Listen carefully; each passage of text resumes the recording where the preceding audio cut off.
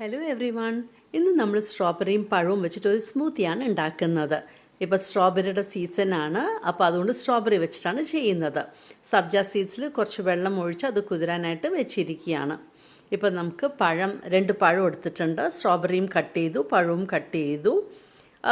ഈ സമയം കൊണ്ട് നമ്മുടെ സബ്ജ സീഡ്സ് കുതിർന്ന് വന്നിട്ടുണ്ട്. ഇനി നമുക്ക് മിക്സിയിലേക്ക് നമ്മുടെ ഈ ഫ്രൂട്ട്സ് ആഡ് ചെയ്ത് കൊടുക്കാം, സ്ട്രോബെറിയും ബനാനയും. ഇനി പാൽ ആഡ് ചെയ്ത് കൊടുക്കാം. പിന്നെ നമ്മൾ ഹണിയാണ് ആഡ് ചെയ്യാൻ പോകുന്നത് ഷുഗറിന് പകരം. അപ്പോൾ ഹെൽത്തി ആയിട്ടൊരു സ്മൂത്തിയാണ് ഉണ്ടാക്കുന്നത്. അപ്പോൾ അത് ബ്ലെൻഡ് ചെയ്തെടുത്തു. ഇനി വീണ്ടും കുറച്ചും കൂടെ പാലും ആഡ് ചെയ്തു, ഐസ് ക്യൂബ്സും ആഡ് ചെയ്തു. അപ്പോൾ നല്ല റിഫ്രഷിങ് ആയിരിക്കും നമുക്ക്.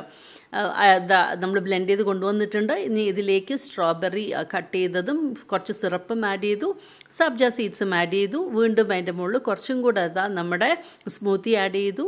അങ്ങനെ അടിപൊളി സ്ട്രോബെറി സ്മൂത്തി റെഡി ആയിട്ടുണ്ട്.